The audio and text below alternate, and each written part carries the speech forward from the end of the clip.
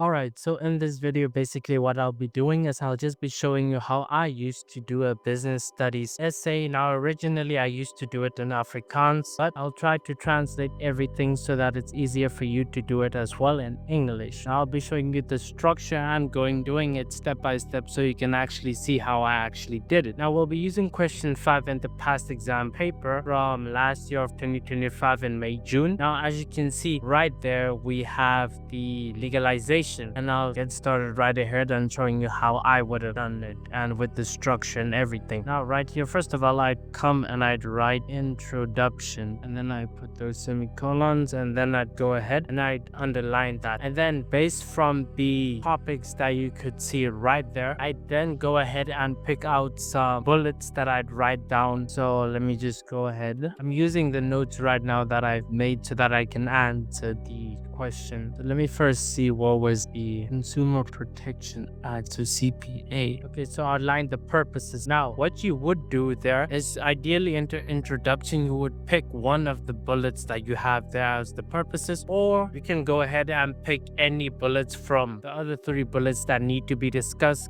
that you will not be using in the content. So basically you want the bullet that you use for the introduction, you cannot use that again in the content. So then we'll go ahead and I'll pick the first one for the introduction. So I'll just go ahead and add some meat to it. All right, so ideally what you want to do after you wrote down the first fact, then you just continue down with the other fact from A. So this time we'll be choosing a different one from a different, so in this case we'll choose that one, another one, and then you just go ahead and pick one positive or negative impact and you write it down in that sentence. Once again, once it's written down there, you cannot use it within the content. So let's say, for example, that's the other one written down. Now keep in mind the introduction will count 2 marks, and after you've written the introduction, then you come ahead with the next heading, and that will be content. Then you go ahead and you underline that and you write the heading, and once again leave a space open. It just makes it look better and it makes it easier for the person marking to mark all of your work. Now with the content, this is where we'll actually begin discussing the other points. So we'll start with the first bullet right there. So outline the purpose of the Consumer Protection Act. Now what you want to do there is you want to form a different heading within the content. So usually how I like to indicate each bullet is just play around. So how I would do that is sort of like a triangle. Then I go ahead and what you want to do like this. Now, for example, the sentence says outline the purpose of the Consumer Protection Act, and what I would usually do to get the heading that I'll be writing down, then what I would be doing to get the heading that I'll be writing down is instead I just write down purposes of the Consumer Act, and then you go ahead and you underline that. So right there, that is how I'd go ahead and make the heading. So I'd indicate it like that, and then I'd write out just the purpose and not the full sentence that says outline the purpose of the Consumer Protection Act, but just purpose of the Consumer Protection Act. Now, to get the marks here, ideally what I would go ahead is I would write down 4 bullets each, because each bullet, if there's enough information, will give you 2 marks each bullet. So that already means that you have 8 right there. And remember, if you can't ideally remember, now remember, this is the minimum amount that I usually did, like 4 right here. 4 right here to get enough marks for that purpose of the Consumer Protection Act. For each bullet, I always made sure that I wrote down at least 4 bullets, seeing as each one counted 2 marks if that was the case. Now, after you've done all of that, then you want to come down, and how I usually would do that is then I'd write another title labeled example. Then I'd go ahead underline that, and then I'd go ahead and look for an example. Now in this case, you can't look for an example during the exam that you're writing, so you'd have to do it beforehand, and you'd look for an example where the purpose of the Consumer Protection Act is visible, and you'd need the company name and the date also, because they'll be fact checking that. All right, so what I would do is then I would go ahead and I use ChatGPT to come up with the examples. Now, for example, right here, and I also have a prompt that I always use that I made. Now, let me just quickly quickly go ahead and get that prompt, the long question format. And this is the prompt I would always use to look for examples that I could use in the exam. So here it is. Don't worry, I will have this copied down below in case you want to go ahead and use it for yourself to come up with examples. But here's ChatGPT right here. Now go ahead and paste that. So give me examples where. Now the topic I want to discuss in this case, it's the purpose of the Consumer Protection Act has been involved in the past 2 years that I can use as an example in business studies. Mention the name of the businesses involved too. Go ahead. And then as you can see, it goes right ahead here and it explains and it gives you the examples where it has been used. That way you can go ahead and you can write down the examples that ChatGPT gave you there. And once again, you can fact check it by checking if that was actually the case by clicking on that link. Usually it gives back the link. So you go ahead, you memorize that and you write down that example right there. Now keep in mind the examiners will be using ChatGPT most likely as well to see if that's the actual case and that it is correct what you wrote down. And that is how you do one part of it. And then I would just go ahead after I've done that and continue on with the next bullet. In this case, discuss the impact of the Consumer Protection Act on businesses. Now, important to note right here, I go ahead. So let me first do that. So as you can see, I ignore the part where it says discuss and I just go ahead and I write down the impact of the Consumer Protection Act. And then you go ahead and you outline that once again. Once again, remember, the easier it is for the marker to go through and mark your work, the more likely it is that they will not get annoyed and you're making the work easier for them. So impact of the Consumer Act. And then once again, now in this case, I want to be specific. You see impact of the Consumer Protection Act. Right here, you need to specify, are you talking about the positive impacts or the negative impacts? And you do that by going down ahead and writing positive or negative. Now, what I have noticed is that they're more likely to ask you the following. Now, this is from my experience. They're most likely to ask you the positive impacts directly, or they're more likely to just ask you for the impacts, which means that you can go ahead and write down the positive impacts or the negative impacts or just both. So in this case, I'll just be picking down the positive impact. Then I'd go ahead and I'd write down the 4 bullets once again.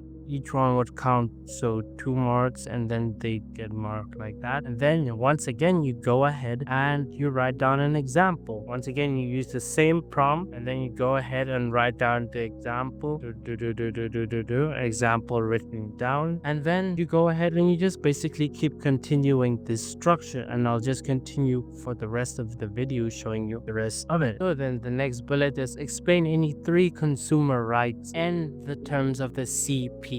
So then what I'd go ahead and do that. So once again, you ignore the first part and you then write down consumer right A. And then you go ahead and you outline that once again. As you can see, it's the same pattern over and over. In this case, they said discuss 3 consumer rights. So I'll go ahead and I'll use my notes to take a look at that. And here are the rights of consumers under the SPA. So then what you'd want to go ahead, seeing as they want you to explain each one and not just name them, is that you need to look for a different type of like bulleted thingy. So in this case, we use that type for the headings. So then you can go ahead and like use a stripe, for example, for the to name it. So right to choose, and then underneath that one, you need to start explaining it. So then I'd go ahead and use a different one, so a bullet. Now, usually in these cases, the heading underneath when they tell you discuss 3 things, usually the heading right there, that one, usually they would count 2 marks for that and usually 1 mark for the explanation underneath that, from my experience once again. So you go ahead and write down choose. And now we're going for the other right